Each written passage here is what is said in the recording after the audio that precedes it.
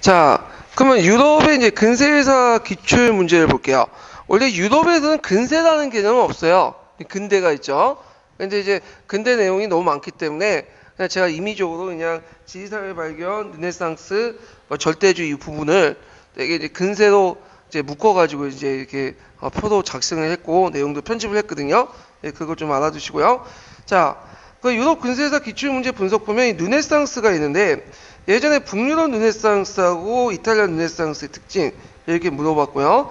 그 다음에 르네상스 시기, 그러니까 14세기, 15세기 때 북부 이탈리아 도시국가의 특징들을 한번 물어봤고요. 그다음에 종교개혁과 종교전쟁에서는 낭트 칠령, 30년 전쟁의 결과, 그 다음에 예수회 이런 것들, 그 다음에 독일 농민전쟁 이런 내용들이 이제 파악을 해주시면 되고요.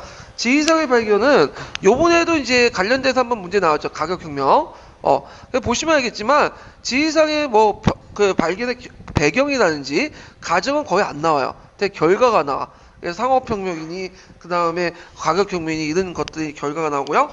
그 다음에 절대주의는 절대왕정의 성격. 그래서 각국의 절대주의보다는 절대왕정의 전반적인 성격들이 이제 문제 나왔죠. 그래서 왕권 진수설, 중상주의 그 다음에 동유럽 절대왕정하고 서유 절대왕정의 비교 이런 것들이 나왔고요.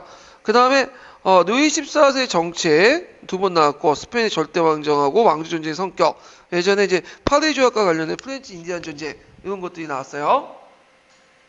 자, 사상적인 볼 때 누크의 사상이 당연히 많이 나왔고 누크의 사회계약설 그다음 미국의 독립선언서에 큰 영향을 줬다. 그다음 계몽주의, 사회계약설 이런 것들 그 외에도 과학혁명, 볼테르, 몽테스키에 이런 등등 해서 요런 이제 뭐냐면 계몽 사상가들이 시험문에 나왔죠. 자, 그러면 이제 그 내용을 이제 들어가서 르네상스를 볼게요. 이 르네상스의 의미는 재생이라는 의미죠. 그래서 14세기 이탈리아에서 시작해서 이탈리아에서죠. 예. 시작해서 이제 북유럽까지도 확대돼서 14세기에서 16세기까지 이 시기를 보통 르네상스라고 해요. 그래서 이때 이제 그 이탈리아 르네상스는 그리스 로마의 고전 문화를 부흥하는 거야. 그래서 중세에 건너뛰어갖고 그리스 로마 시대를 그리스 로마 시대의 고대 문화를 부흥시키는 고전 문화를 부흥시키고 했고 이것이 16세기 때 알프스 이후에 르네상스로 확산됐다 이렇게 보시면 돼요. 자, 르네상스에 대해 여러 견해들이 존재하고 계몽주의자들, 헤르헬, 그 브루크하르트 등등등이 있는데 브루크하르트 견해만 좀 기억을 해두시면 돼요. 여기는 안 나와있지만 브루크하르트는 이제 르네상스를 최초 개념을 확립했던 사람이고요. 그래서 이 사람은 그 중세와 연결시켜서 그 르네상스를 보는 게 아니라 독립된 완성 형태로 봤죠. 그래서 중세와 단절된 고대와 직결된 문화 형상을 봤어요. 그래서 중존의 그 중세와 의존한 낭만주의 경향을 반발해서 이런 인식을 갖게 됐다. 그래서 브루크하르트의 견해가 교과서의 견해라고 보시면 돼요. 브루크하르트가 그래서 중세와 단절된 근대란 새로운 어떤 시작점이 되고 그 다음에 이걸 중세와 연결시키는 게 아니라 어디와 연결시키려고 한 거죠? 고대와 연결시키려고 했다. 예, 이런 것들 이제 같이 기억을 해두시면 돼요. 그 외에도 여러 가지 견해가 이제 서강이라든지 그 다음에 서계 등등등이 있는데 굳이 이런 것까지 다 외울 필요는 없을 것 같아요. 예. 자, 그러면 이 르네상스가 왜 이탈리아에서 먼저 출발했는가? 이탈리아에서 르네상스 배경 요거 좀 기억을 해두실 필요는 있어요. 자, 일단은 고전 문화의 정통이 있었다. 이탈리아 반도에서는 로마 제국의 액터전이었고 고전 그리스와 로마 유적이 산재됐죠. 예. 그럼 그리스는 왜 그게 로마 이탈리아 반도에 있나? 당연한 왜냐면 예전에 설명한 것처럼 이탈리아 남부 지역은 그리스 식민 도시들이 많았어요. 예, 그러다 보니까 로마가 그리스에 또 영향을 받게 되고 그래서 지금도 유적지가 많죠. 그래서 이탈리아 가면 북부 이탈리아 지역은 되게 그 유적지 갖고 먹고 사는 것 같아.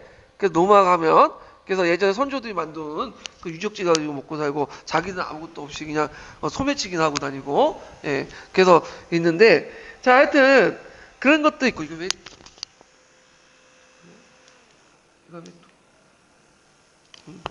자, 그 다음에 두 번째로는 그 다음에 지중해 무역을 통해 경제 병영이 있었다. 그래서 지중해 무역 중심으로 경제 병영하다 보니까 많은 예술가들, 학자들도 거기에 몰리게 되고 그래서 문화와 예술 같은 것들이 병영하는 배경이 됐고요. 근데 이거에 대해서 이제 최근에는 부정하는 견해도 또 등장을 해요. 예전에 제가 한번 역교훈 시간 때 얘기했는데 요때는 장기 경제 침체설이었다. 뭐 그렇게 얘기하는 건 있는데 통론이나 교과서는 그렇게 얘기하지 않으니까 그렇게 알아두시면 되고, 그 다음 부유한 시민계급들이 성장했다. 그래서 이 부유한 시민계급들의 후원을 받아서 학문과 예술의 보호를 장려받았다. 그래서 그 당시 율리우스 2세라든지 네오 10세 같은 교황이나 필란체가, 그 다음 밀라노의 스포르자가, 베네치아의 여러 도시를 지배한 참주들, 이런 것들은 이들이 이제 자신의 어떤 그 불완전 지위를 확립하기 위해서, 또 명성 얻기 위해서 뭐냐면 예술가들 많이 후원을 해줬어요. 예, 그래서 이런 것들이 있었고, 그 다음에 또 비잔티움이나 이슬람 문화의 접촉, 그래서 십자군이나 동방무역, 비잔티움 제국의 교류를 통해서, 또 비잔티움 제국이 멸망 후에 학자들이 유입되었죠. 그래서 예전에 한번 시험 문제 나왔던 것이 뭐냐면 플라톤 그 학계가 성립됐죠. 메디친가의 후원을 받고, 그래서 메디친가의 후원을 받아서 플라톤 학회가 성립됐다. 예, 이런 거와 연결시켜서 좀 같이 보시면 될 것 같아요. 그래서 그때 이제 그 동로마 제국에서 크리솔라스라는 그 학자가 들어왔는데, 이 학자가 이제 들어오면서 그때 플라톤 연구가 행해졌고, 이때 피레체노에서 메디친 원주를 받아서 1440년에 그 플라톤 학회가 성립됐다고 해요. 사랑사 총론에 있는 내용이에요. 예. 자, 그 다음에 이제 그 성격을 볼게요. 성격을 이제 보기 전에 이제 이 성격을 볼 때 뭘 먼저 봐야 되냐면, 앞에 이제 뒤에 있는 알프스 이브의 르네상스에 좀 비교를 해봐야 돼. 그래서 되게 이제 이탈리아 르네상스의 성격 키워드는 세 가지가 있죠. 신미적, 그다음 기족적, 문해지향적. 이거 꼭 외워두세요. 예전에 기출문제 나왔다니까. 그래서 이제 고전의 복귀가 있죠. 어느 고전의 복귀죠? 그리스 로마의 고전 문화를 바탕으로 하려고 했다. 그래서 일종의 봉건 세력들이 옹호했다. 이때 봉건 세력들은 어떤 세력들이냐면 교황이라든지 도시귀족이라든지 참주, 이런 사람들이 후원 안에 이루어졌다. 이렇게 보시면 돼요. 상대적으로 알프스 이브의 르네상스는 비판적, 사회적, 종교지향적이야. 왜냐하면 그때 이제 네덜란드라든지 독일 이런 지역이 교황의 어떤 종교의 압박이 심했기 때문에 이런 형상들이 이제 종교지향적 형태로 등장하게 되는데, 그때 이제 고전 문화는 그리스 로마 고전이 아니라 원식 기독교 고전이죠. 예, 그래서 요거는 뒤에 좀 얘기할게요. 그래서 알프스 이브의 르네상스는 종교지향적이었고 원식 기독교 고전을 기반했기 때문에 이걸 바탕으로 해서 무슨 영향을 줬다? 종교개혁에 영향을 줬다.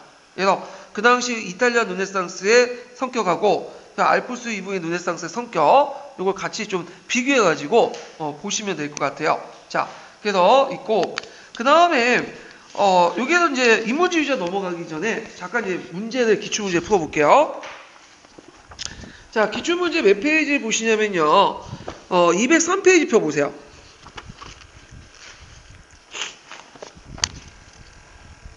자, 203페이지 1번 문제 볼까요? 1번 문제. 자, 유럽에서 인간중심적 합리주의 요소가 사상의 주요에 이루었던 시기를 연표해서 고른 것은, 자, 일단 기획, 니은, 디귿, 리을인데 어딜까요? 기획식이죠? 예, 그리스 시대. 그리스 시대의 특징이 인간중심 합리적이잖아요? 예, 그것은 페트라카 충수생은 이제 딱 있는데, 이 페트라카는 나중에 설명했지만 최초의 근대인이야. 여기를 중심으로 해갖고 르네상스가 출발했다. 이렇게 이제 평가를 하고 있는데, 그래서 그 뒤에는 르네상스 시기죠. 그래서 르네상스는 어디를 복원시키려고 했죠? 중세를 무시하고 브루크하르트 말대로 고대에 연결시키려고 했죠. 그래서 답이 기획과 니은, 예, 이렇게 이제 보시면 되고요. 그 다음에 뒤에 넘어가서 그 3번 문제 볼까요? 3번. 보기 중 이탈리아 르네상스의 특징을 골라 묶은 것은, 자, 그래서 이제 그 사회 비판적, 종교 진앙적, 문해지향적, 신미성 추구 있는데, 자, 사회 비판과 종교 지향적은 북유럽 르네상스고요. 문해지향적과 신미성 추구, 이런 것들은 뭐죠? 이탈리아 르네상스죠. 문해지향과 신미성 추구는 뭐냐면 대중들이 좋아하는 게 아니라, 대중지향적인 게 아니라 일종의 뭔가 미적이고 좀 거기에 깊이 있고 이런 것들을 얘기한 거죠. 근데 이런 것들을 왜 만들었냐? 참주들이나 그 당시 교황이나 도시귀족들 그런 것들을 요구했기 때문에. 그럼 그들이 뭐 미술적 악몽이 있어서 그런 걸 요구한 게 아니라 뭔가 좀 대중적이고 개나 소나 다 알고 있는 거는 뭐 의미가 없죠. 그러니까 자신의 어떤 그 계급적 그 어떤 지위나 사회적 영향력을 행사하려면 내가 이런 사람이다 하면 차별화시키려고 하잖아. 그러니까 이런 것들 필요한 거야. 지금도 그렇잖아요. 자동차도 좀 비싼 거 타고, 그 다음에 이제 뭐 핸드폰도 거의 1억짜리, 2억짜리 다이아몬드 박아놓은 거 쓰고, 이런 것들을 통해서 너와 나가 좀 다르다는 걸 좀 나타나기 위해서. 그러다 보니까 이런 친밀성이나 무해지향적인 어떤 모습들을 띠게 됐다. 이렇게 좀 기억을 해두시면 되겠죠. 자, 그러면 인문주의자들 이제 볼게요. 자, 인문주의자들은 이제 고전작품을 수입 정리하고 연구하는 기풍에 따라서 그걸 연구하는 학자들이나 를 말하는데, 요때 고전작품들은 어디를 얘기할까요? 고전작품들은 그리스 로마 시대 때 고전이죠. 그러면 그리스 로마 시대 때 고전은 중세 시대의 고전하고 다르죠. 중세 시대와. 중세는 신이 지배했잖아. 모든 게 다 신에 의해서 결정돼.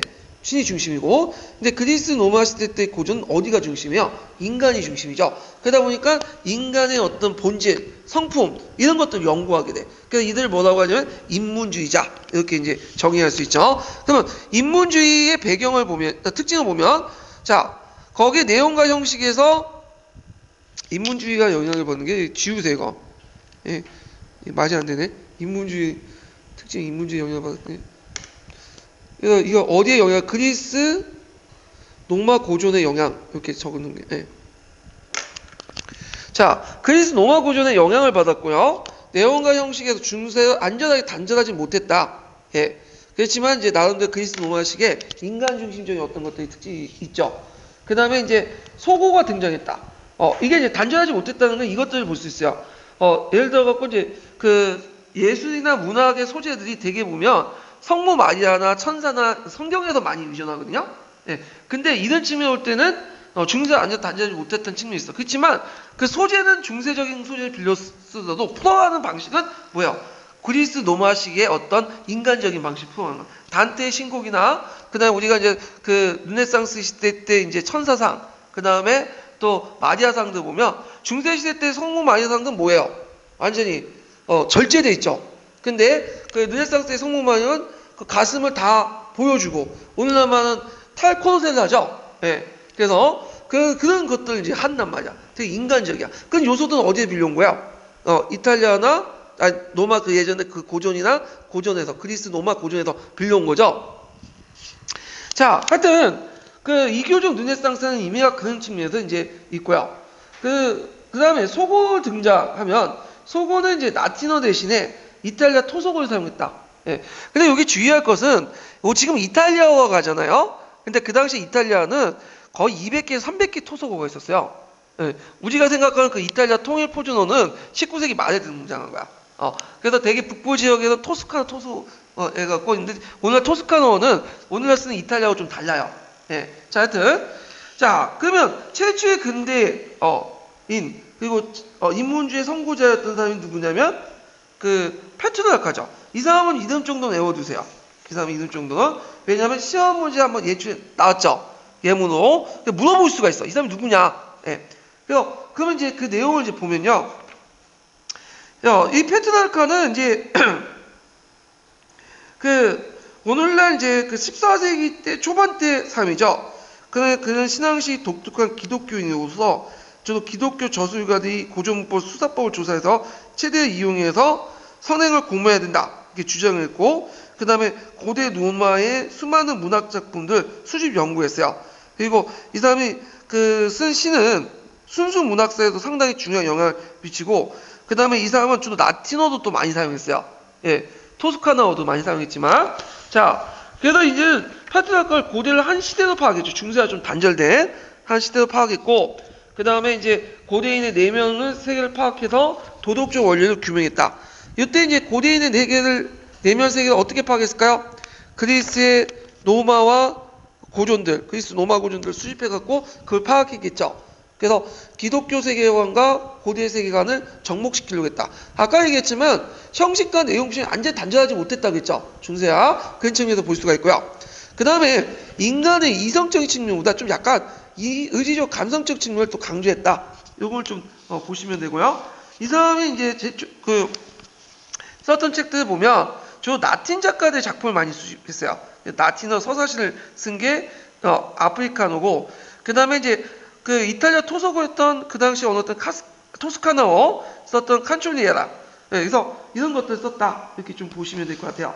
저기 아프리카는 이제 스키피오 아프리카누스의 어떤 걸 주인공을 했던 나티너 서사시예요. 예. 그래서 이런 것들 이제 보시면 될 것 같아요. 자, 그래서 이제 그가 최초의 근대인이었다. 요것만 좀 기억을 해두시고, 그다음 보카치오 넘어가죠. 자, 이 보카치오는 그 인문주의에 큰 영향을 발휘했던 사람이죠. 그래서 보통 이제 그 서양사 총론에서는 보카치아 전과 보카치아 후를 나눌 만큼 인문주의의 한 족적을 남겼던 사람이에요. 그래서 저도 이제 보카치아 전에는 로마 작가를 대상으로 한 방면에 라틴 루나스라는 방면에 이후에는 그리스 작가 학자들 대상으로 했기 때문에 그리스 노메상스다 이렇게 분류했더라고요. 예, 서양사 총론에서는. 자, 하여튼 이 보카치오는 그리스를 주로 연구했어요. 그래서 세속적 인문주의자고, 이 사람이 쓴 유명한 책은 소설책 있죠. 이건 외워두셔야죠. 데카메론이라는 소설책이 있어요.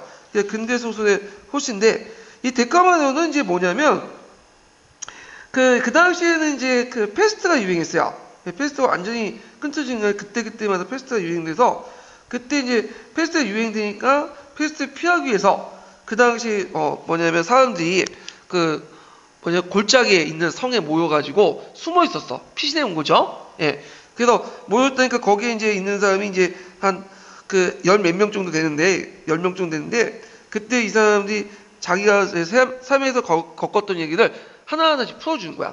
이야기를 하면서. 그러니까 이제 하나의 옴니버스 형식으로 해서 이야기가 구성이 됐던 것이 데카메론이에요. 그래서 이 데카메론은 메론은 이야기고 데카는 10이라는 뜻이거든요. 그러니까 10가지 이야기로 구성된 소설책이라고 보시면 되죠. 그래서 이 데카메론을 통해서 당시 사회상을 모상했고, 교회와 수도사회들의 위선에 대한 비판과 풍조화 이런 것들이 담겨있고, 그 다음에 근대 소설의 효신을 이루고 있다. 그리고 기존의 기독교 윤리를 풍조하고 인간적 쾌락을 강조했다. 그래서 이것이 나중에 누구의 영향을 주냐면 영국의 초소에 영향을 줬다. 이렇게 보시면 돼요. 그래서 영국의 초소를 비롯한 동시대 인물에게 많은 영향을 줬다. 이렇게 보시면 되고요. 그 다음에 단테를 보죠. 단테는 유명한 작품 있죠? 신곡이죠. 그래서 신곡은 그 라틴어로 쓴 게 아니라 토스카나 언어로 썼죠. 이 신곡은 뭘 소재로 했냐면, 그 예전에 이제 고대 로마였던 베르기리우스라는 시인이 있어요. 이 사람이 일종의 가이드로 돼가지고 거기 천국이나 지옥이나 연옥을 다 가는 거야. 그때 베르기리우스와 또 그 연인이었던 베아트리제가 있어요. 유명한 사람 있죠? 그래서 안내를 받아 지옥, 연옥, 천당을 여행한 내용들 썼던 소설책이에요. 그 내용이. 예. 그래서 이제 이 신곡이 있는데, 이 베아트리제는 단테의 연인으로 알려있지만, 베아트리제하고 단테가 사귄 적 한 번도 없어요. 베아트리제가 예전에 이제 한번 시장 골목에서 봤던 연인을 상상해가지고, 그걸 너무 좋아해가지고, 썼던 거죠. 그래서 연인은 아니고, 일종의 그냥 혼자 좋아한 거야. 혼자 좋아한 거. 예. 자, 하여튼, 그래서 이제 스콜라적 사유와 이제 개별적 사유, 이런 것들을 강조했다. 자, 이 스콜라적 사유는 무슨 사유죠? 종교적 사유죠. 그리고 개별적 사유는 개인이 감정하는 사유. 그래서 이런 것도 있고, 그 다음 천상의 구원과 지상의 행복의 양립식 가독이 작품이었다. 그러니까 요것도 아까 전에 말한 것처럼 완전히 중세적 세계관에서 벗어나지 못했어요. 그렇지만 그 안에 개인적 생각이 들어갔기 때문에 남은 의미가 있는 거야. 그러니까 중세시대 때는 신에부터 종속될 때 개인의 생각이 있을 수가 없죠. 근데 이때부터 개인이 느끼고 바라보는 감정을 그대로 표사했어. 표현했고, 이걸 뭐라고 하냐면 개인주의라고 해요. 그러니까 우리가 생각하는 그 개인주의가 아니라, 이때 개인주의는 개인이 느끼고 경험했던 것들을 표현한 거, 이거 개인주의라고 해요. 예전에는 종교나 아니면 공동체나 맨날 길드나 거기 구속받았잖아. 개인의 자유를 표현하고 있는 생각을 표현할 수 없었죠. 이런 것과 연결시켜서 보시면 될 것 같고요. 자, 그래서 이제 이런 내용도 있다. 자, 그 다음에 뒤에 넘어가서 카스티로는 궁정론이라는 그 책을 썼어요. 그래가지고 이 궁정론은 그렇게 중요한 건 아니니까 그냥 넘어갈게요. 예. 그 다음에 로렌츠 발라는 예전에 얘기했던 콘스탄트 기부장이 위작이다라는 걸 규명했죠. 요건 좀 외워두세요. 예전에 한번 얘기했죠. 자, 그 다음에 학계가 발전됐는데 주로 이제 후원자 학자들 사적 모임으로 페르트나 만투아 학자에게 초청 학교를 개설했고요. 그 다음 피렌체에서 플라톤 학회를 개설했다. 이거 별표 2개 쳐놓으셔야 되겠죠. 그래서 예전에 한번 시험 문제 나왔죠. 그래서 메디친과의 후원을 받고 했고, 이때 이제 신프라톤 사상을 수용했는데, 이 신프라톤 사상은 11세기 때 일부 수용했지만 이때 이제 본격적으로 수용돼요. 어디에서? 동로마 제국에서 수용되죠. 그래서 동로마 학자들이 이제 비잔티 학자들이 여기 와갖고 신프라톤 철학을 널리 확산시켜 나갔다. 이렇게 이제 기억을 해두시면 돼요. 이 신프라톤 사상은 플라톤 철학을 형이사학 측면을 좀 강조한 그런 철학 방법이에요. 예. 자, 그 다음에 이제 인문주의의 영향을 보면요. 고대 문화를 관심을 환기시켰고, 중세와 신중심의 어떤 그 세계관을 탈피한 인간 중심의 세계관을 제시했다. 그래서 브루크하트는 이걸 뭐라고 얘기하냐면, 세계와 인간의 발견이라고 표현해요. 예. 그래서 세계와 인간의 발견이라고 이제 표현한 것은 뭐냐? 요게 세계의 발견은 뭘까요?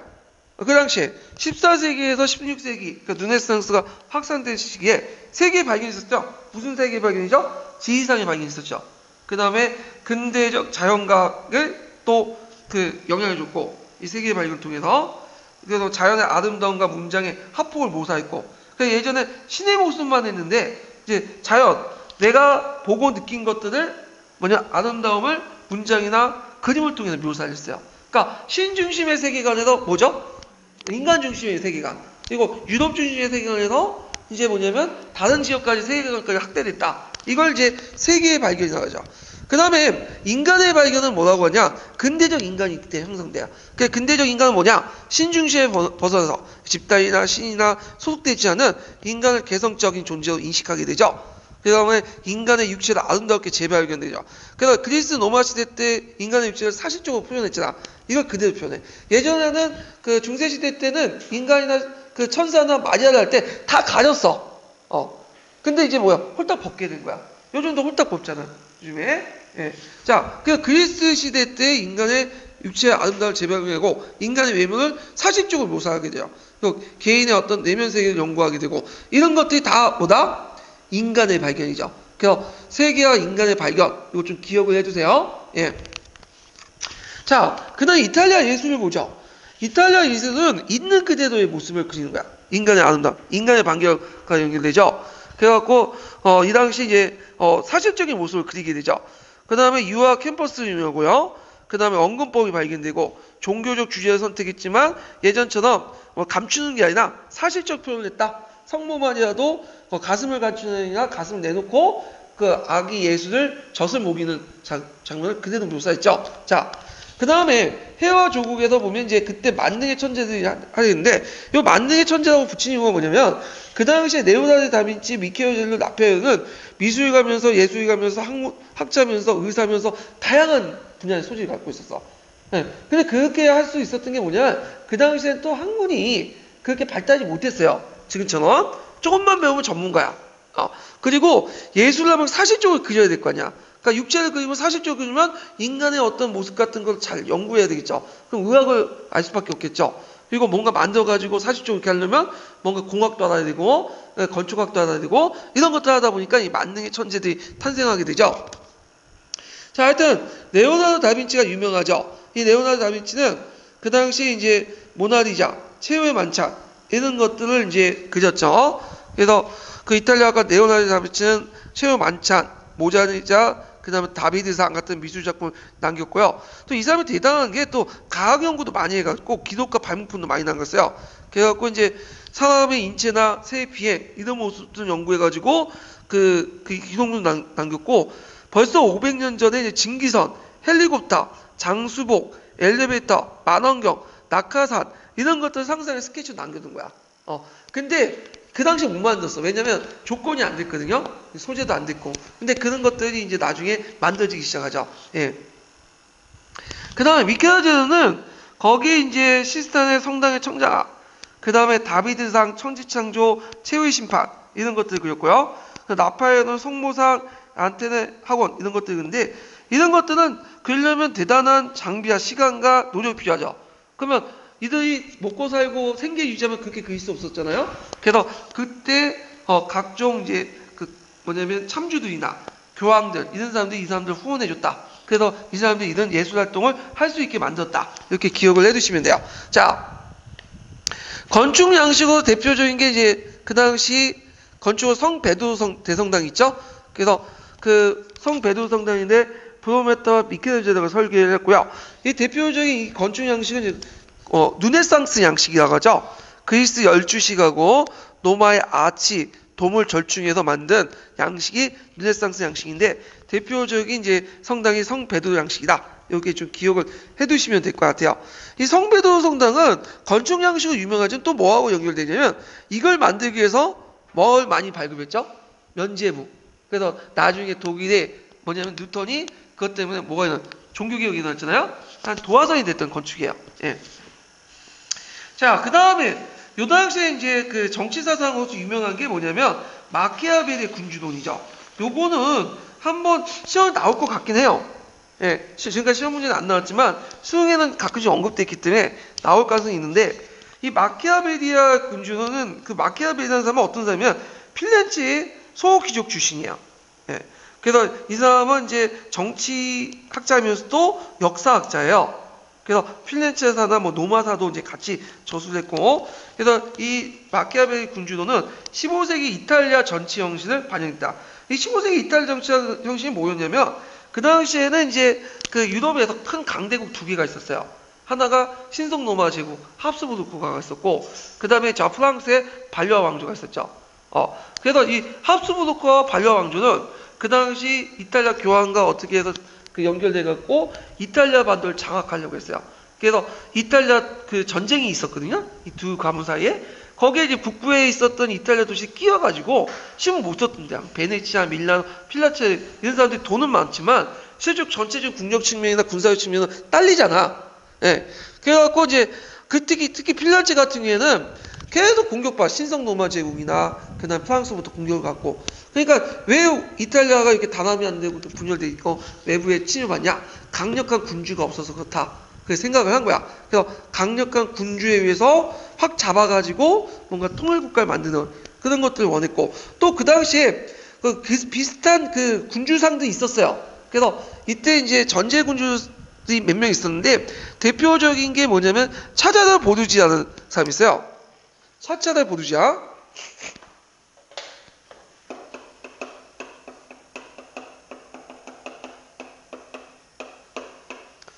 차자르 보르지아는 그 누구냐면 교황의 아들이에요. 교황의 아들인데 원래 교황은 아들이 있을 수가 없죠. 생물학적 아니 그 종교적 이유로. 근데 그 당시 교황은 부인을 돕고 또 심지어 첩도 돕기 때문에 비공식적으로. 근데 이제 대놓고 얘들 아들이라고 할 수는 없죠. 그러니까 이제 공결동에 보면 아버지를 아버지라고 부를 수 없는 거는 첩의 문제 때문인데 여기는 원칙상은 안 되니까 얘는 아들이 아니라 이건 조카야. 공식적으로는. 근데 실제 아들이에요. 그래서 이 사람이 이제 차자르 보르지아가 그다음 교황령이나 그 중에 북부 이탈리아 지역에 큰 영향력을 했던 참주야. 그래서 그다음 차자르 보르지아 같이 강력한 참주가들이 등장을 했어요. 예. 그래서 이런 참주를 유용을 해가지고 모델로 해갖고 만든 것이 군주론이에요. 예, 군주론. 자, 그래서 이런 차자르 보르지아 같은 강력한 군주가 등장해서 이탈리아를 뭐 통일하고 영국 그 당시 프랑스나 독일 같은 군들이 쳐들어온 걸 막을 수 있다 이렇게 생각을 해가지고 쓴 거야. 그래서 그 당시 정치 현실을 좀 같이 이해를 해주실 필요가 있어요. 그래서 여기에서 군주론에서 정치를 종교나 윤리부터 분리시켜. 기독교의 어떤 종교 그 윤리나 개인 윤리를 분리시켜. 왜냐 정치라는 것은 그러니까 지금 국제 정치도 있지만 개인의 윤리가 또 달라. 정치의 윤리는 그래서 지금도 그렇지만 뭐 수백 명 수십 명 죽어도 곧바로 봐서 정치적 논리에 따라서 또 만날 수도 있는 거고 예전에 뭐 욕을 내더라도 김정은 예전에 자기 형 죽였다고 막 욕을 해놓고는 웃으면서 또 만나잖아요. 예, 이게 다 정치의 세계야. 예, 근데 개인적인 측면에서 상당히 나쁜 거죠. 김정은이 자기 형 죽이고 이복정 죽이고 솔직히 개인적인 측면에 용서할 수 없는 거지. 그렇지만 정치적인 측면에서는 다른 거야 또 정치 윤리는. 예, 그래서 이렇게 정치를 종교나 윤리부터 분리시켜야 된다 이렇게 주장을 했고요. 그 다음에 그 마키아벨리는 군주의 권위에 입각한 위가 아니라 권위요.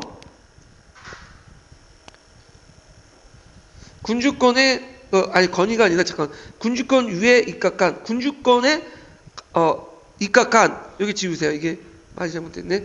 군주권에 입각한 그러니까 강력한 군주권에 입각한 이렇게 해야지 맞아요. 예. 강력한 군주권에 입각한 통치자의 지배 원리를 강조했다. 예. 그래서 목적을 위해서 수단과 방법을 가지 마라. 이렇게 이제 주장을 하죠.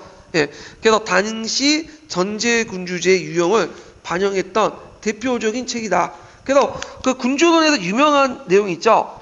그래서 군주는 야수의 성질을 적당히 배울 필요가 있다. 야수 중에서 특히 여우와 상자에게 배워야 된다. 왜냐하면 사자는 책략의 올가미로부터 몸을 지킬 수 없고 여우는 늑대로부터 몸을 지킬 수 없다. 올가미를 알아채는 데서 여우가 되느며 늑대를 깜짝 놀라게 하는 점에서 사자가 된다. 그러니까 여우의 간사함과 사자의 잔인함, 난폭함 이걸 같이 겸비해야 된다. 그러니까 훌륭한 군주라는 것은 신을 잘 지키는 게 아니에요.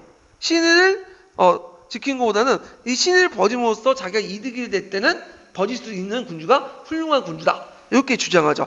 이건 개인의 윤리하고 지배자가 요구하는 요구는 다르기 때문에 그런 거죠. 자, 그래서 이렇게 했고, 그래서 이제 목적은 이탈리아 통일을 달성한 군주의 출현을 기대했고요. 그 내용을 보면 종래의 종교나 도덕 규범을 무시했고 정치와 윤리를 분리시켰다. 이렇게 좀 기억을 해두시면 돼요. 그러니까 정치학의 창시자 이렇게 보시면 돼요. 이 사람은. 자, 그래서 있고요. 그 다음에 이제 그 이탈리아 르네상스의 쇠퇴를 볼게요. 자, 일단은 이탈리아 르네상스 상태는 두 가지 원인을 볼 수 있는데 정치적 분열로 볼 수 있어요. 정치적 분열. 그 다음에 지중해 무역권 쇠퇴. 그 다음에 이게 또 없지만 이탈리아 전쟁 아까 얘기했죠. 그래서 이탈리아 둘러싸고 그 다음에 프랑스, 독일, 에스파냐 삼국까지 전쟁이 막 일었어. 그래서 이것 때문에 쇠퇴를 했고요. 그 외국의 열강 간섭들이 많았다는 거. 그렇죠. 경제적으로 이제 볼 때는 지중해 무역이 쇠퇴된 것이 큰 결정인데 왜 지중해 무역이 쇠퇴됐어요? 지리산의 발견 이후에 중심지가 이제 지중해가 아니라 어디로 옮겨가죠? 대서양 연안 쪽으로 옮겨갔기 때문이죠. 그리고 이제 나중에 그 북유럽으로 전파됐다. 이렇게 이제 기억을 해두시면 될 것 같아요. 자, 그 다음에 뒤에 넘어가서 이탈리아 도시 국가를 볼게요.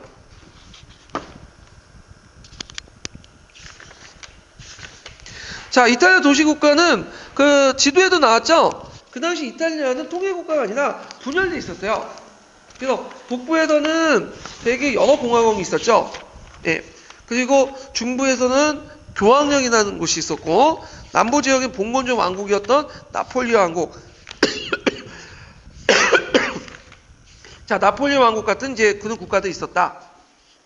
그래서 이런 그랬었고, 그냥 분열과 대립, 외국 세력 개입 때문에 내분이 종식하기 원했고, 그래서 강력한 전제군주가 지배하되 정치적 안정을 기하는 것이 그 당시에 요구였고요. 이것이 15세기 때 마키아벨리의 군주론에 반영돼 있었죠.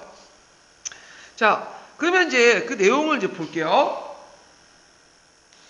자, 여기에는 북부 도시만 좀 보면 될 거야. 남부, 중부는 그렇게 볼 건 없고요. 교황령이나 그 당시 시칠리아 왕국이나 이런 것들은 볼 필요 없고, 거기 이제 북부 지역만 볼게요. 북부에는 여러 도시국가들이 있었는데 그 도시국가 중에 대표적인 게 세 개가 있어요. 필란체, 밀라노, 베네치아.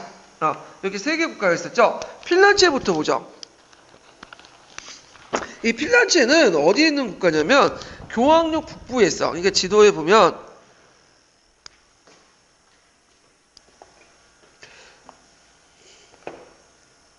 이탈리아반도 이렇게 있는데, 네.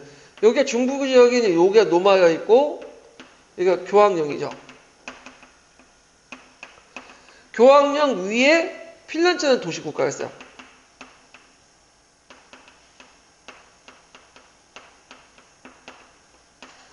자, 핀란체는 도시국가인데 이 핀란체는 이게 어떻게 이제 그 도시가 구성이 됐냐면 일종의 도농복합체예요. 도농복합체. 그래갖고 그 핀란체라는 그 중심 도시가 있고요. 이 핀란체 주변에 토스카나 평원이 있어요.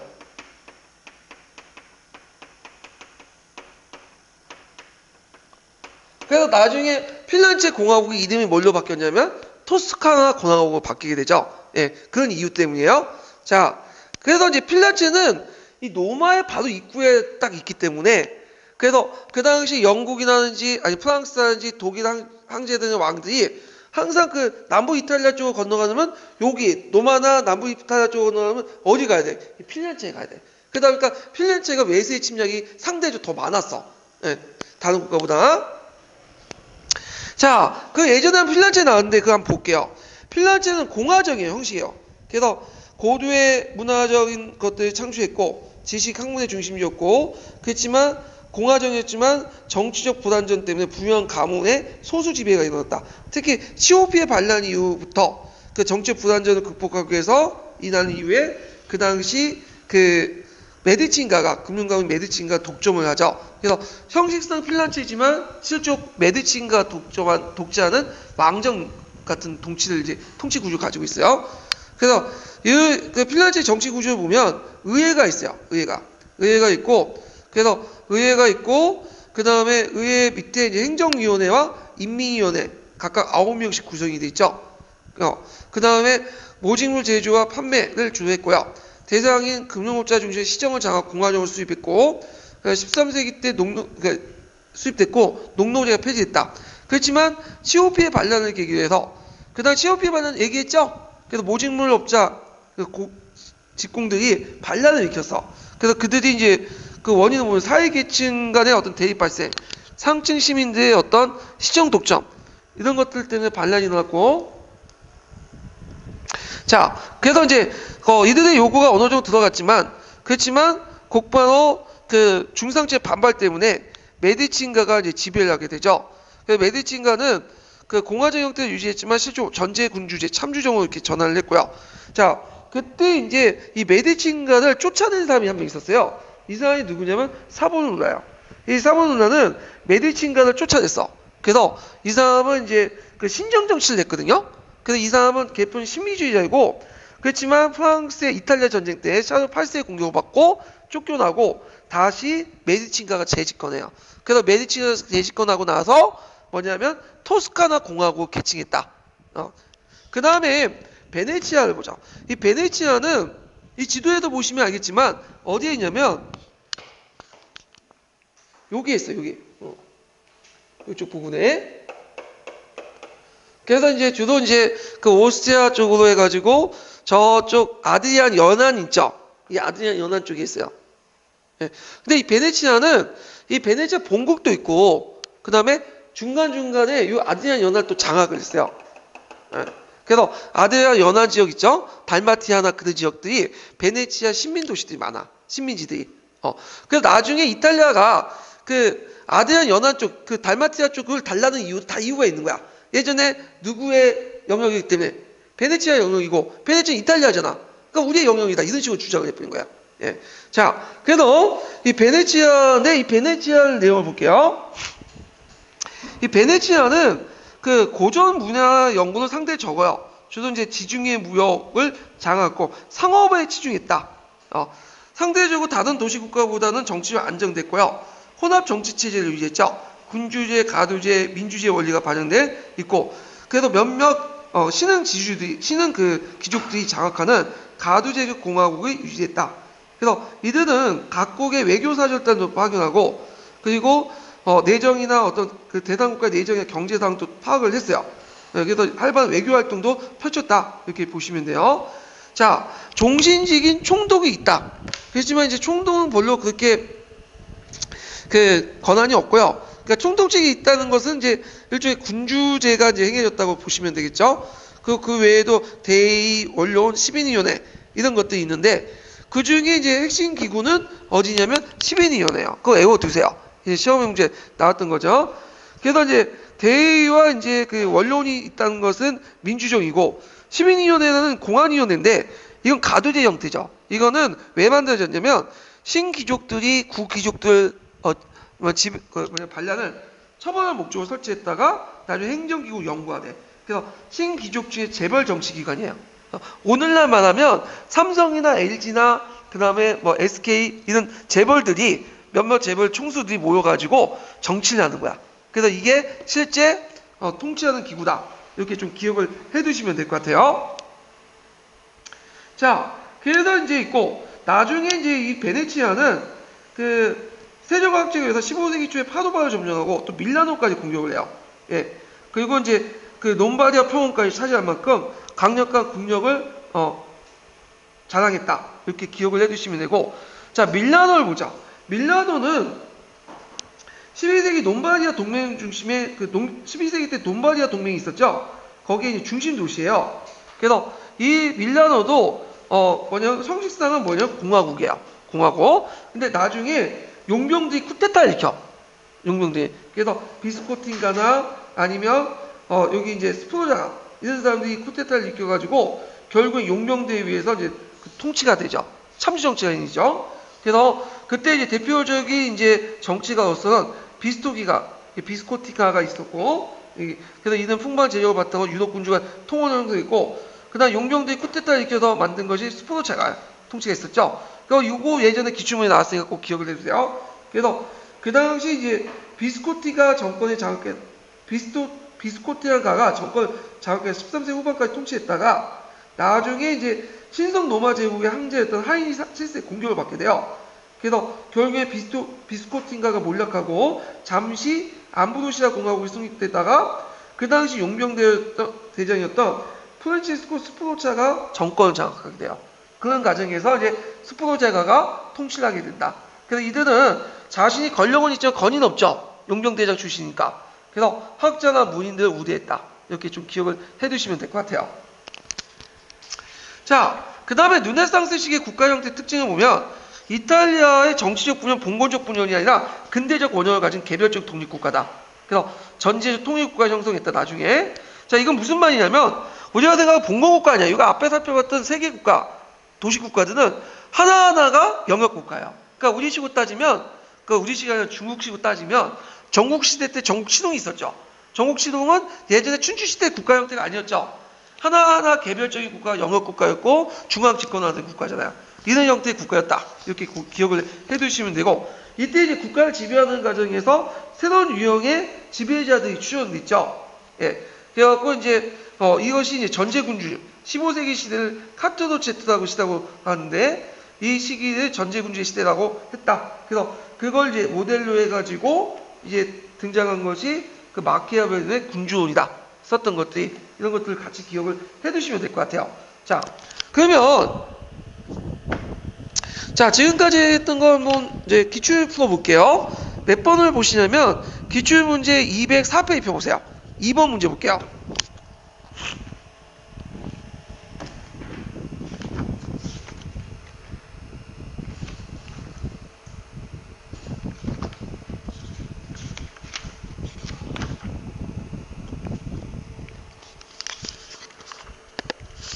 잠깐만요.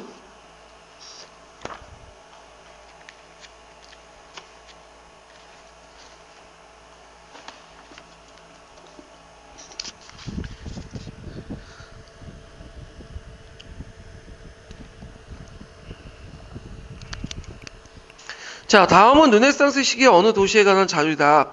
밑줄 친 이곳은 대한 설명은 옳은 것은 이곳이 이제 빼먹었네 밑줄. 자, 토지를 경작하는 건 쉽지 않았던 이곳 사람들은 필요한 물건 대부분 바다 건너쪽에 수입해야만 했다. 그들은 무역을 통해서 어마어마한 부를 축적했으며 두카토 같은 무장 게릴선과 함께 이곳에 힘을 나타내는 강력한 상징이다. 이 두카토는 무장 게릴선과 함께 이곳에 힘을 나타내는 강력한 상징. 이 두카토는 뭐냐면 그 당시 두카토는 뭐냐면 베네치아에 사용했던 금화예요. 그래서 이제 그 당시 그 두카토하고 그다음 필렌체 금화였던 프로니라는 그 화폐가 있었거든요. 이게 오늘날 달러 같은 기축통화야. 그래서 이걸 기준으로 해가지고 이제 화폐 교환도 이루어지고 그다음에 무장 게리선인데 이제 그 당시에 베네치아는 상업국가였는데 문제는 얘네들이 상업하다가 뭐냐면 해적들을 많이 만져요. 해적들을 격퇴하는 과정에서 갤린선을 많이 만들었어. 그래서 그 당시 최대 조선선을 가지고 있었던 것이 베네치아예요. 그래서 예전에도 한번 얘기했지만 삽자 십자군 전쟁 때 많은 배들이 필요했죠. 십자군을 태울 수 있는 그 배들을 뭐냐면 집단 주문을 받아가지고 단시일 내에 만들 수 있었던 능력을 가지고 있던 곳이 베네치아예요. 그래서 얘네들이 배를 그렇게 많이 만들어갖고 했는데 돈을 안 주니까 거의 파산 직전이니까 베네치아 사람들이 터나. 그래서 짜라시도 들고 그다음 그 옆에 뭐예요? 그 콘스탄티노플도 터졌잖아요. 자, 그 다음에 티치아노 조노존의 트레토노 베르네스의 같은 학가들, 우리부터는 듣보잡인데, 자, 이런 학가들의 목가적 풍경과 현란한 색채의 그림을 그렸다. 그들 대부분 그림의 소재를 하우는 아름다움, 호화스러운 궁정, 그 다음에 눈부신 보석 등을 택했다. 등등등 있는데, 자, 요것도 누구와 관련된 거냐면 베네치아. 예. 그럼 베네치아와 관련된 내용들을 찾으시면 돼요. 자, 이제 보면,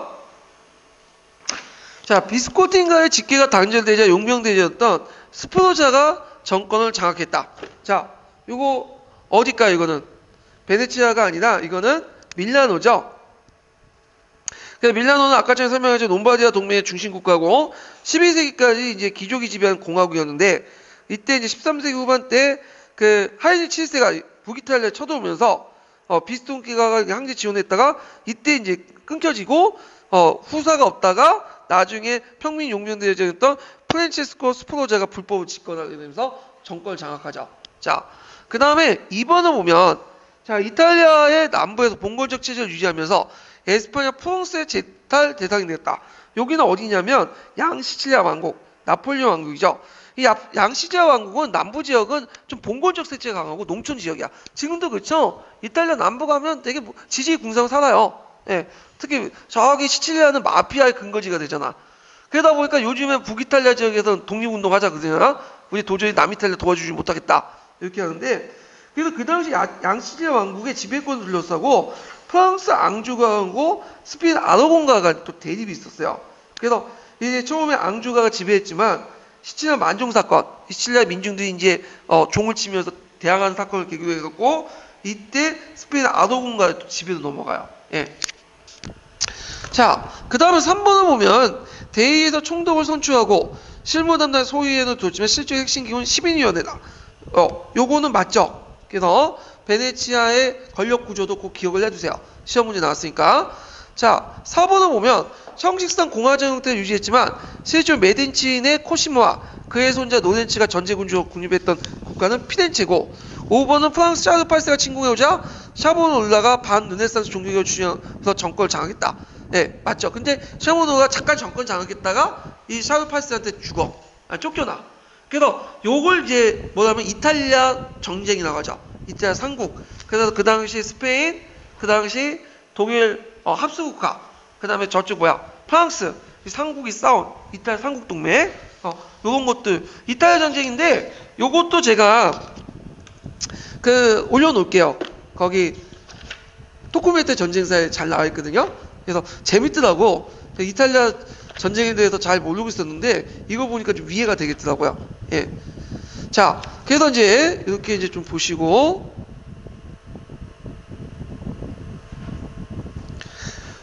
자, 그러면 관련된 총괄평가 문제를 이제 좀 풀어볼게요. 자, 216페이지 펴보세요.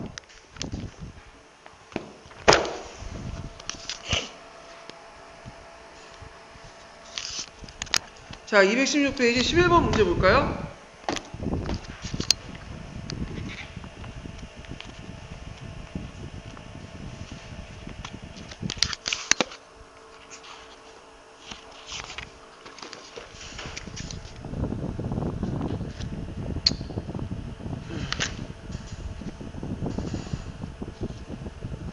자, 다음 인물에 반영되어 있는 당대 인생 간의 특징을 한 줄이 내서 기술해보고, 당시 이탈리아에서 고전문화가 부흥했던 문화적 배경 두 가지 쓰시오.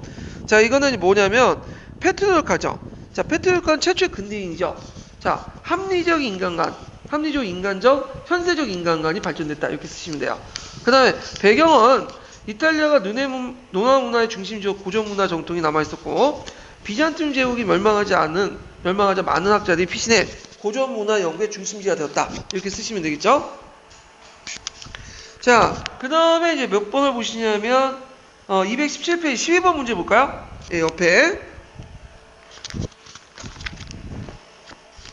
자, 12번 다음 글을 쓴 국제적 배경과 목적을 각각 서술해보고, 이 글의 정치학적 의의를 서술해보시오. 그리고 당시 북부 이탈리아 도시국가의 형태의 특징을 한 줄이내 쓰시오.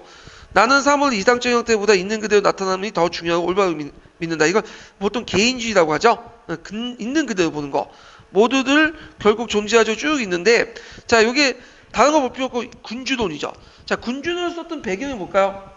배경이. 그거는 이제 분열됐기 때문에. 그래서 이 분열된 통일을 하나 합쳐야 되겠다. 그래서 이탈리아 통일을 달성한 군주의 출현이고, 그 당시 또 이탈리아 전쟁이 있었다 보니까 외부의 프랑스와 독일의 침입 이런 것도 있죠. 의인은 군주는 정치학을 종교와 도덕과 관계없는 독재적 분야로 독립시켰고요. 그 당시 이제 국가의 형태의 특징은 봉건적 분열이나 근대 국가의 원형을 가지고 개별적인 독립국가다. 하나하나가 중앙집권적 국가였다. 이렇게 기억을 해두시면 돼요. 자, 그 다음에 13번 문제 볼게요. 13번 문제. 자, 다음 예문에서 밑줄 친 이곳은 어디며, 이곳을 통치하는 실질적 핵심 기관은 어딘지 말해보시오. 그리고 이곳에 통용된 화폐를 써보시오.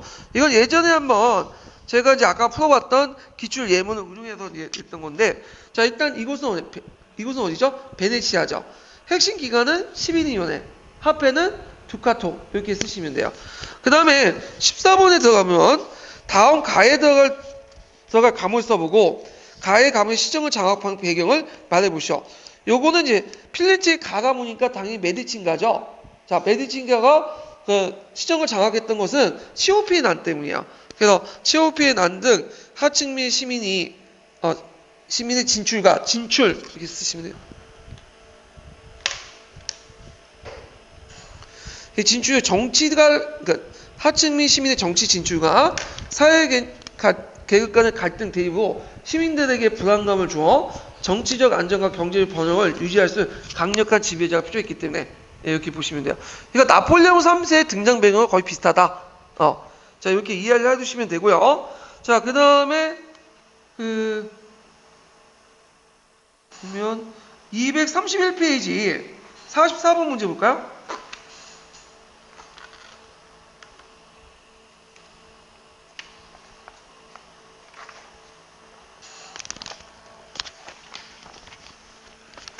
자, 가도시 국가의 명칭을 써보고 그 당시 기획에 들어갈 수 있는 내용을 서술해 보시오.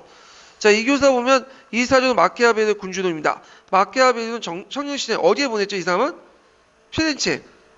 피렌체는 로렌츠 데 메디치의 죽음 등등등등 있는데, 따라서 이 군주론에는 무슨 내용을 담고 있을까? 뭐 같은 내용을 담고 있을까요? 기억에 들어갈 것은 그 당시 군주는 그 내용은 강력한 군주권의 추천 이렇게 쓰시면 되겠죠. 44번의 군주론의 내용은 그 당시 그 상황들을 비판하면서 그 당시 이제 혼란스러운 이탈리아 정치사회 극복하기 위한 강력한 군주의 필요성을 강조하고 있다. 이게 이제 이렇게 쓰시면 될 것 같아요. 자, 그래서 이제 이렇게 해서 한번 이탈리아 르네상스 부분을 이제 봤고요. 그 다음에 넘어가서 알프스 이후의 르네상스를 넘어가죠. 이 알프스 이후의 르네상스는 16세기 때 형성됐죠. 그래서 이걸 이제 북방 르네상스 이렇게 있고, 예전에 알프스 이후의 르네상스 관련되었고 그 배경 관련된 내용이 한번 시험 문제 나왔어요. 그래서 이제 좀 공부를 해두실 필요 있어요. 자, 알프스 이후의 르네상스는 그 특징이 뭐가 있어요? 비판적, 사회적, 종교지향적이었죠. 그리고 그 고전도 예전에 이제 이탈리아 르네상스처럼 그 그리스 로마 고전을 이제 추구하는 게 아니라 그 당시 그 원시 기독교 철학을 했고, 이게 나중에 중세에 큰 영향을 줬어요. 자, 그러면 이제 그러면 이제 알프스 이후의 르네상스의 대표적인 사람이 누구냐면 에라스무스예요. 이 에라스무스는 별표 3개 쳐놓으세요. 2번 정도 나왔죠. 그래서 에라스무스 자체를 물어본 것도 있고, 그 다음 뉴턴하고 이제 논쟁 과정에서 이게 나왔죠. 에라스무스는 네덜란드 출신인데 예전에 신비주의 단체였던 공동생활 형제단 출신이에요. 그래서 이 사람은 이제 성경에 입각을 단순하고 견고한 신학을 복귀를 주장하고요. 이 사람의 업적이 이제 뭐냐면 그리스어로 신약 성경을 강행했다. 그래서 원래 이제 신약 성경은 뭘로 적혀 있죠? 구약성은 히브리어고 신약 성경은 그리스어예요, 원본이. 이걸 나중에 라틴어로 간행을 해요. 그러니까 라틴어 성경 원판이 아니라 라틴어 성경 번역판이죠. 그래서 그 카톨릭에서 라틴어 성경판을 번역했는데 이걸 뭐라고 해요? 불가타라고 해요. 불가타. 근데 불가타는 오역이 많고 의역이 많아. 의역과 오역이 많은 건 뭐냐면 누구 중심으로 해석한 거야? 카톨릭 중심으로 해석한 거야. 그 교회 중심으로. 그래서 이게 좀 잘못됐다. 그래서 이 사람은 그리스어를 연구한다. 그리스어를 가지고 다시 라틴어로 번역했어. 그러니까 종전의 불가타가 아니라 원판을 가지고 다시 라틴어로 번역한 거야. 그래서 그 라틴어 성격, 그러니까 여기 라틴어 성격은 그 불가타를 맞죠. 불가타의 오역을 시점을 했고, 나중에 이 사람이 번역한 라틴어 성경을 가지고 또 자국어 번역해요. 그러니까 후대 자국어 성경이 나왔죠. 그 성경판의 원판은, 그 번역판은 그 카톨릭의 번역판이 아니라 어디예요? 이 그리스, 뭐냐면 에라스무스의 번역판이야. 그러니까 예를 들어서 이런 거죠. 설명하면 앞에 이제 신약 성경이 있고, 아이고.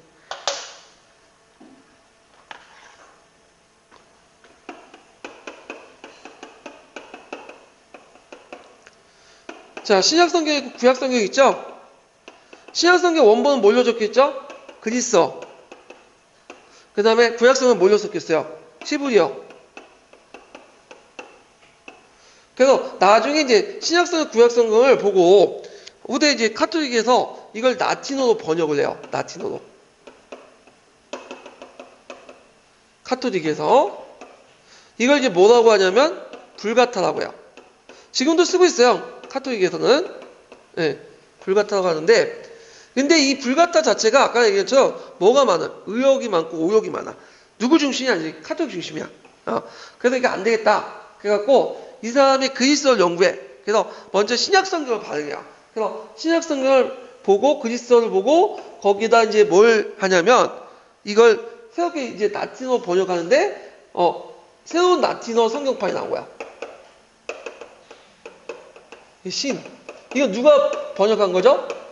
에라스무스가 번역한 거죠. 그리고 나중에 자국어 성경판이 나오잖아요. 각각의 언어 표현인데. 그래서 대개 보면 누굴 기준으로 하는 거예요? 요 라틴어 번역판이 아니라 이게 오역이 많잖아. 그러니까 여기를 기준으로 해서 번역을 해버린 거예요. 여기는.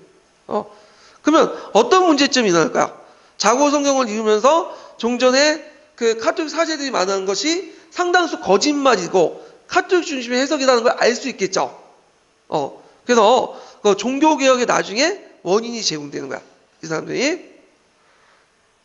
자, 그래서 이제 이렇게 있고, 우리나라 지금 성경책은 어떻게 할까요? 성경책 여기가 원조예요, 우리가. 에라스무스가 쓴 라틴어 성경판 있죠? 시행성. 그걸 또 나중에 미국에서 번역해 영어로 번역하고, 그걸 또 일본어로 번역한 걸 또 가져왔다가 우리나라 또 번역한 거야. 몇 번의 중역 작업을 거쳐서 번역한 거야. 그러니까 이제 원판하고는 완전히 동떨어져 있는 거지. 그 내용이. 무슨 말인지 모르고 그냥 외우고 있잖아요. 저도 성경단 교회 다닐 때 그거 외우고 앉아 있었는데 무슨 말인지 하나도 모르겠더라고요. 어떤 거는. 예. 자, 하여튼 이런 것들이 자국어 성경의 번역 기초를 작업했고 후에 종교개혁에 큰 영향을 줬다. 이거 꼭 외워두세요. 예전에 기출문제 나왔으니까.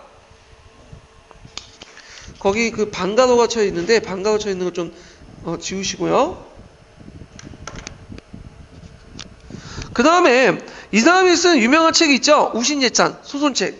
이 우신이라는 건 뭐냐면 어리석은 여신이라는 뜻이야. 예. 그 어리석은 여신을 입을 빌려서 그 당시 사회와 교회의 부정을 고발하죠. 예.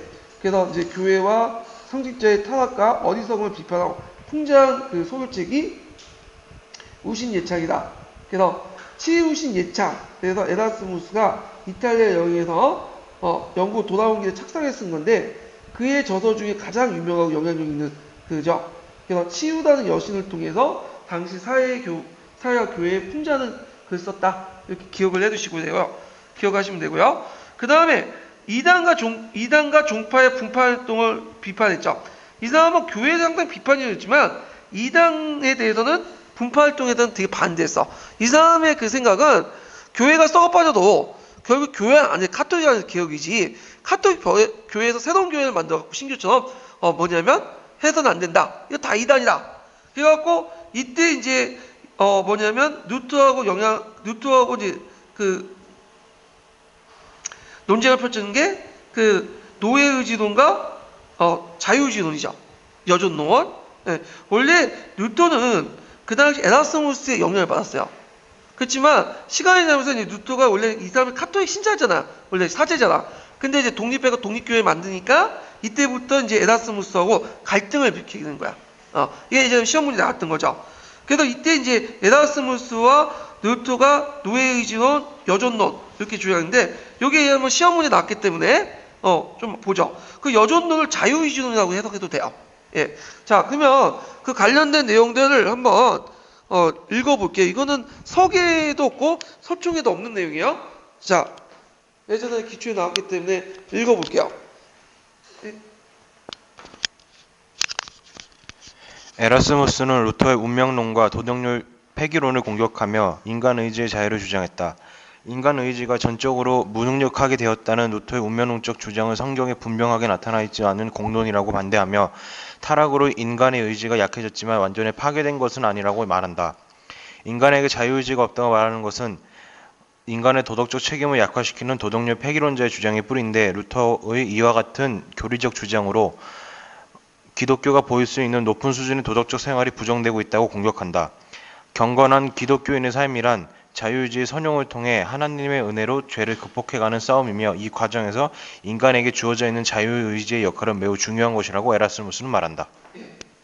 자, 그러면 여기에서 이제 볼 게 이제 자유의지론하고 그러니까 여존론하고 노예의지론을 좀 볼 필요가 있어요.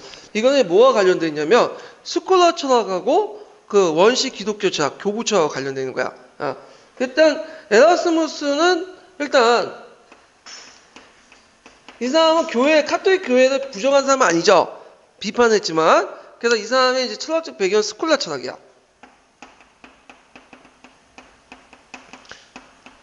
자, 스콜라 철학은 여러 가지 견해가 있지만 이제 일단은 토마스 아퀴나스 기준에서 이성과 뭐의 조화를 깨했죠?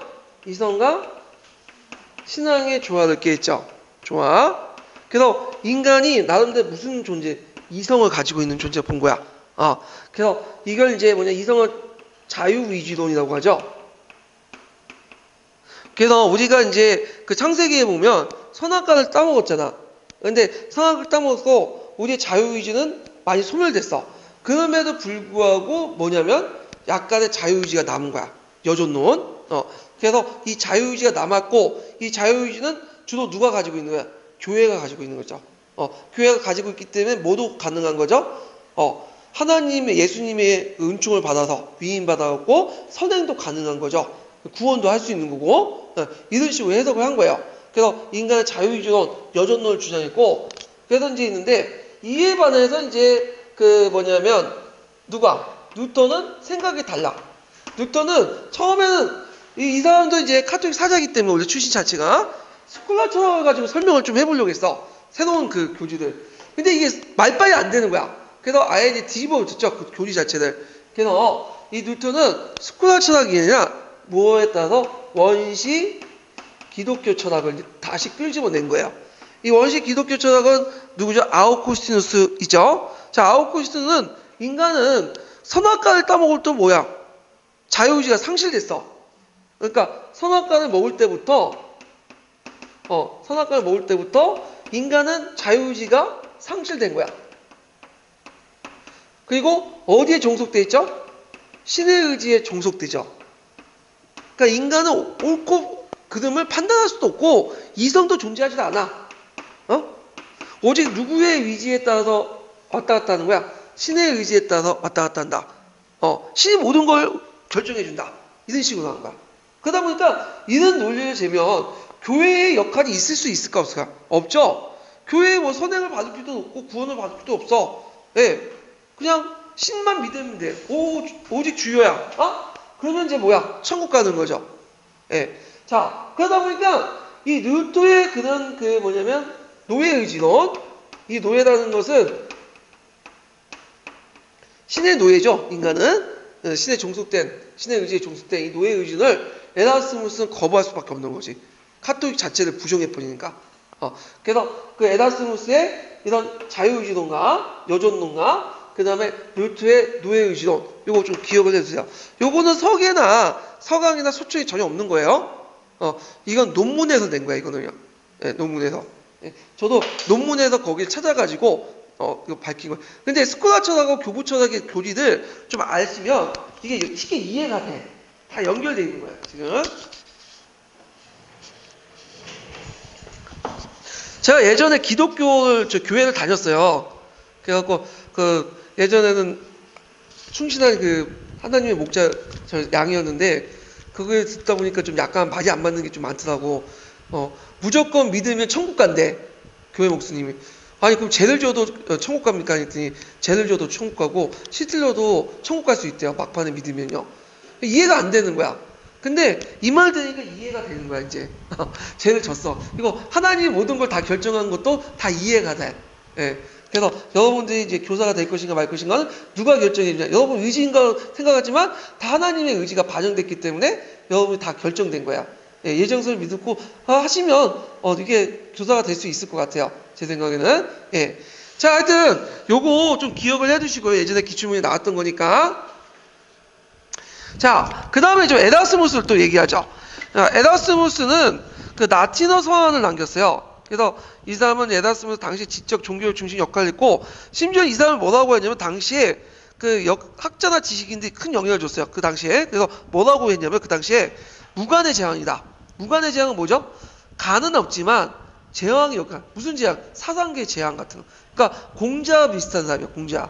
공자도 왕은 하지만 소왕은 못이잖아. 그러니까 무관의 재앙이라고 이제 별칭을 얻을 만큼 큰 영향을 줬다.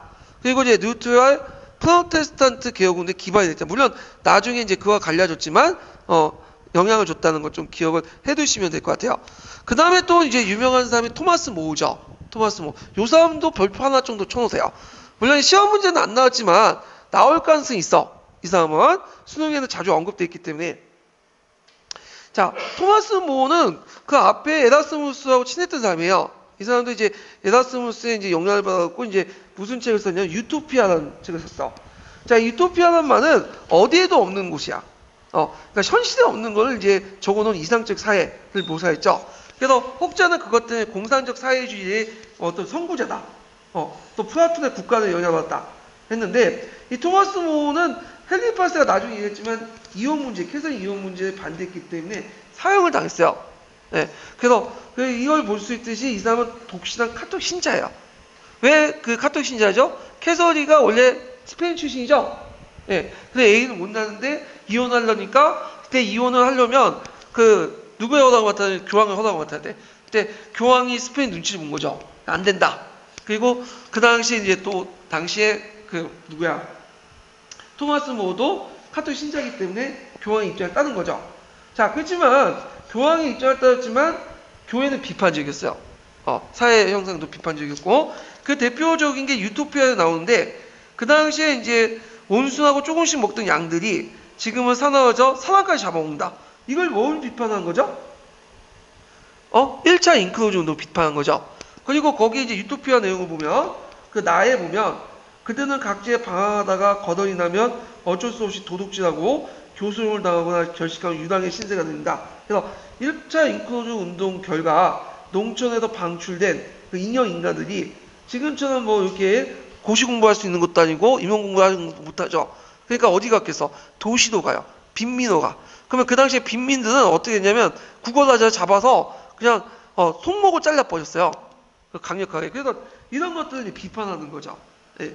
그래서 이제 요 사회 형상을 비판했다. 그래서 이 유토피아는 그 당시 공산제 사회를 모사해서 공산적 사회주의 선구적 작품이고 그 다음에 당대 사회를 비판했고 그 다음에 기독교 인문주의 입각해서 공산주의 인문을 발전시켰고 그 다음에 당시 영국의 사회를 비판했다. 자, 이런 좀 기억을 해두시면 될 것 같아요. 자, 그 외에도 그 당시에 국민문학이 형성됐는데 이것도 좀 기억을 해두셔야죠. 국민문학은 라틴어로 적혀있는 게 아니라 속어로 쓴 거야. 그 당시에 이제 자기 국어로 했던 그 국민문학이 형성됐다. 그래서 얘네는 뭐 신이 어떻고 저쩌고 얘기했는데 그거보다는 물론 신에 대한 세계관은 아직 벗어나지 못했지만 그 신의 소재를 하더라도 국민적 정서나 대중의 정서를 가지고 얘기를 하는 거예요. 자, 그래서 민족 정서를 표현했다. 이런 것들 좀 기억을 해두시면 되고 대표적인 작품은 이제 보면 프랑스의 라브레가 가르강티아와 판타그레가 있어요.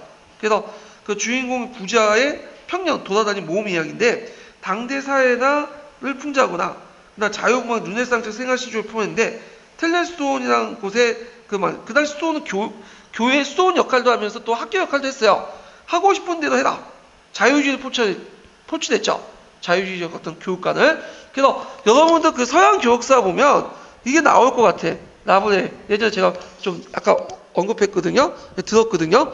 그래갖고 가르강띠아 판타그레아는 그 당시 자유주의 교육관의 어떤 성봉자, 성구적인 역할을 했다. 이렇게 좀 기억을 해두시면 될 것 같아요.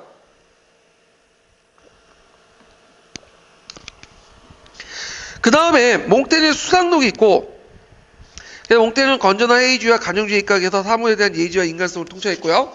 그래서 셰익스피어 유명하죠? 예, 헨리, 오데도, 메바더, 로미오, 줄리엣 4대 비극이 있고, 이 사람이 이제 등장인물 되게 다양하고 언어에 뛰어난 표현력을 갖고 있어요. 그래서 르네상스 최대 극작가고, 예전엔 잉글랜드에는 영어의 표준어가 없었어요. 언제 표준어가 생긴 거죠? 셰익스피어 이후부터. 셰익스피어의 그 극을 바탕으로 표준어가 완성된 거야. 오늘날.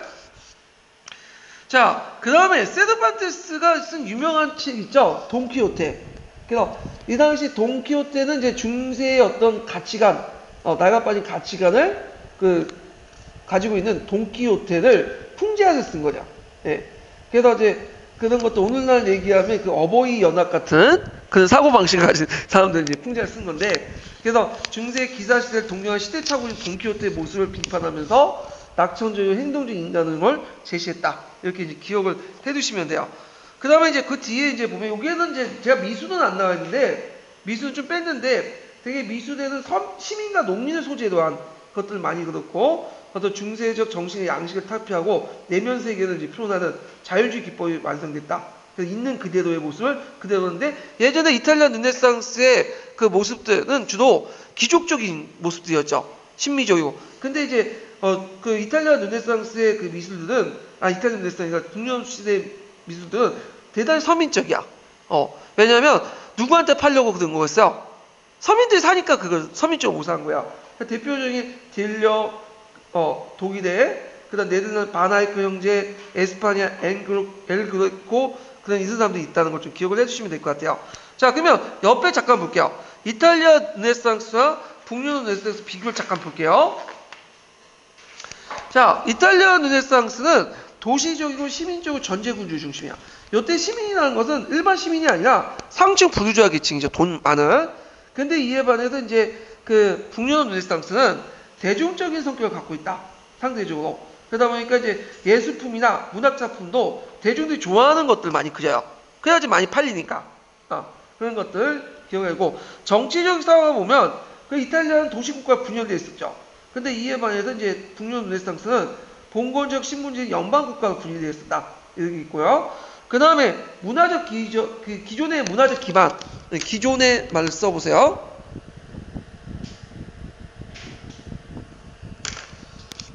자, 기존의 문화적 기반은 이탈리아 르네상스는 이탈리아 반도이기 때문에 그리스, 로마, 이런 고전과 직접 연결되고, 북유럽 르네상스는 좀 달라요.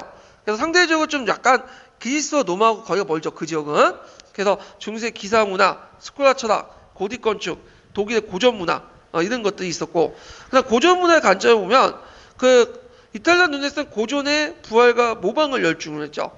근데 이제 이에 반해 북유럽 르네상스 모방의 단계에 보면서 학구적 비판적인 성격을 갖고 있고요. 그래서 고대 그리스교도와 결합을 시키는데 보면 되게 이탈리아 르네상스는 종교적인 것보다는 주로 이제 철학적인 부분에 관심이 있어. 그래서 플라톤 철학, 신플라톤 철학. 근데 이에 북유럽 르네상스는 원시 기독교 철학. 그래서 원전에 관심이 있고, 그러다 보니까 기독교 후모니즘, 기독교 인문주의.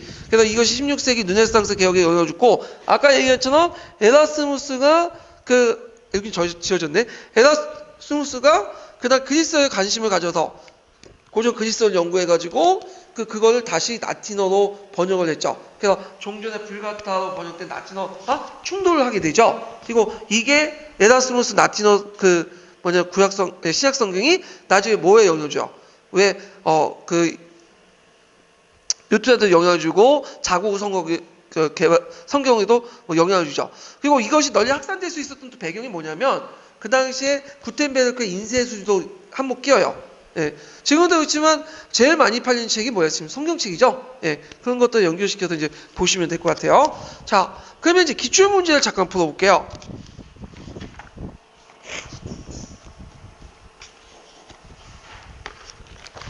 기출 문제를 몇 번 보시냐면요. 제가 이제 그 205페이지 4번 문제 있었는데, 잠깐, 그 기출 4번 문제, 요건 각자 보세요. 역도했을 때 한번 얘기를 했을 거예요. 예. 근데 그 4번 문제에서 좀 가 부분 있죠? 205페이지 가. 거기에 프란체스코 디 마르크 다티니 있죠? 이 프란체스코 디 마르코 다티니 문서가, 서신이 나중에 발견됐어요. 그래서 그당 14세기에서 15세기 때 과연 이탈리아 지역이 경제를 부유했느냐, 이거에 대해서 의문을 품고, 왜냐 그 당시에는 장기적으로 지금 경제 불황을 했던 시기이기 때문에 우리가 보통 이탈리아 하면, 르네상스 하면 경제적 부유했다 이렇게 하잖아요. 그런데 통론과 우리가 생각한 교과서 관점으로 배치되는 문서가 발견된 거야. 그래서 요거 이제 보시면 되고, 잠깐요. 이제 넘어가서, 자, 거기 이제 5번 문제 볼게요. 5번. 예. 206페이지 5번 문제.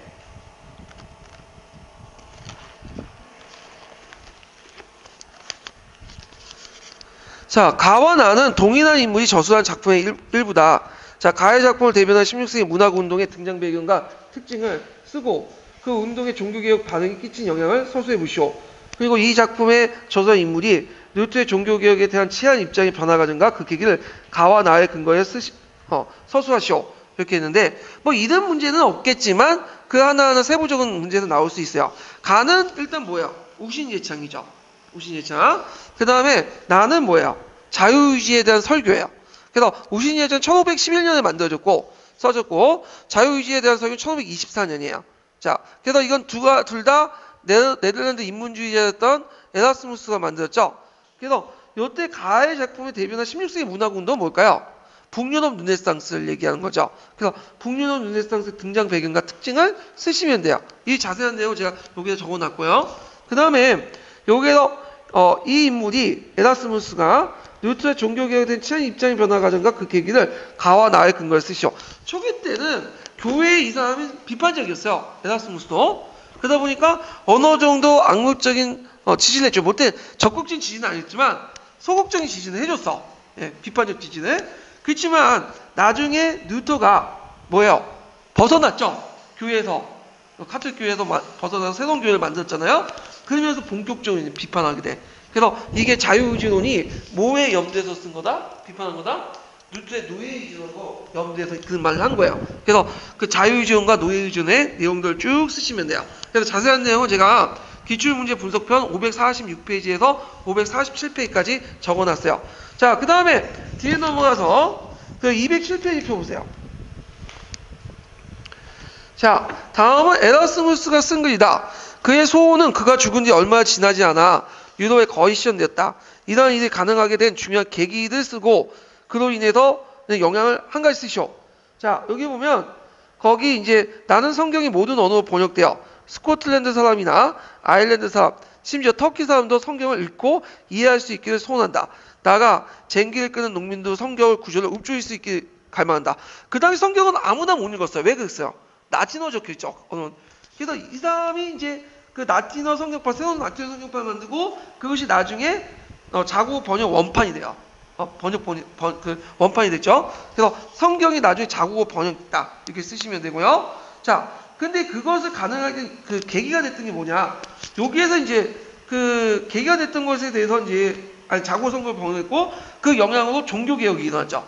예. 근데 계기가 됐던 것을 어떤 분은 인쇄술의 발달 이렇게 되어 있더라고요. 근데 인쇄술만 발달해서 자국어 성경을 읽겠냐? 그것도 아닌 것 같아. 왜냐하면 하드웨어가 발달돼서 그 읽는 게 아니죠. 그 안에 콘텐츠가 있어야지 읽는 거 아니야. 그러다 보니까 제 생각에 성경을 자국어 번역한 것이 오히려 더 나을 것 같아요. 예. 그럼 예전에는 인쇄술이 발달해도 못 읽은 이유가 뭐야? 읽을 수 있는 그 뭔가는 소스가 없는 거 아니야. 콘텐츠가. 그런 거와 연결시켜서 이제 같이 이해를 해주시면 될 것 같아요. 자, 그래가지고 이렇게 해서 이제 한번 했고 거기 이제 그 총괄평가를 풀어봐야 되는데 이게 좀 약간 몇 문제 더 많아가지고 이 부분은 다음 시간에 할게요. 예, 오늘 수고하셨고 다음 시간에 뵙겠습니다.